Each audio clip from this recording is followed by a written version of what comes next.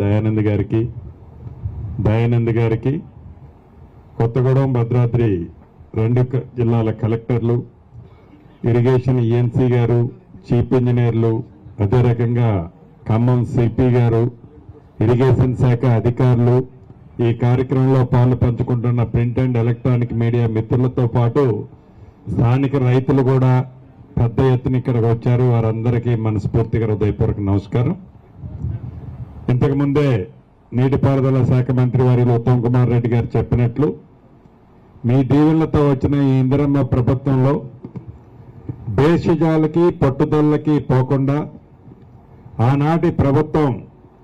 ఉద్దేశపూర్వకంగా కొన్ని ప్రాజెక్టులు, ఖమ్మంలో ఉన్న సీతారామ ప్రాజెక్టు లాంటిది ఆపినా,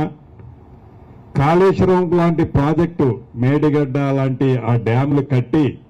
అవివేకంగా తెలంగాణ రాష్ట్ర ప్రజల సొత్తుని కొల్లగొట్టుకున్నా, వారు ఆ తప్పు చేశారనో, ఆ తప్పులు చేశారు కాబట్టి మేము పనులు ఆపాలనో, నీళ్లు ఇవ్వద్దనో ఈ ప్రభుత్వానికి లేదు. సీతారామ ప్రాజెక్టులో కూడా మీరు చూస్తున్నారు, గడిచిన 4-5 రోజుల నుంచి ఏదైతే ఫీజిబిలిటీ పాసిబిలిటీ ఉందో ఆ ఉన్నదానికి నాగార్జున సాగర్ ఆయకట్టు కానీ, అదే రకంగా వైరా లంకాసాగర్ ప్రాజెక్టులు, మిగిలిన మైర్రిగేషన్ ప్రాజెక్టులు ఎక్కడైతే ఏనుకూరు దగ్గర మెయిన్ కెనాల్లో వేసి ఆ నీటి ద్వారా సుమారు 1,25,000 ఎకరాలు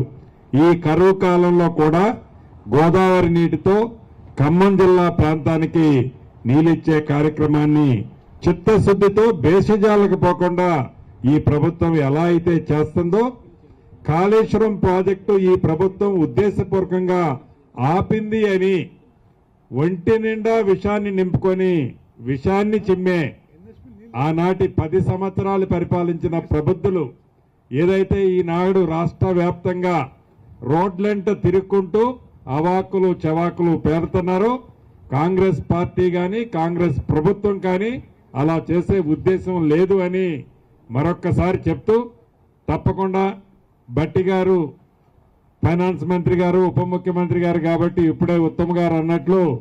ఒక్క ఖమ్మం జిల్లాలోని భద్రాద్రి ఖమ్మం జిల్లాలోనే కాకుండా రాష్ట్ర వ్యాప్తంగా ఏవైతే ప్రాజెక్టులు ఆనాటి ప్రభుత్వం కాంగ్రెస్ మొదలుపెట్టిన రీడిజైన్ పేరుతో 10 సంవత్సరాల తెలంగాణ పాలనలో మార్చారో, వారు మార్చారని మళ్ళీ మేము మార్చకుండా సాధ్యమైనన్ని ఆ ప్రాజెక్టులన్నీ పూర్తి చేయడానికి ఇప్పటికే ప్రణాళికలన్నీ చేపట్టారు. ఒడివడిగా చేసే కార్యక్రమాన్ని చేస్తున్నాం.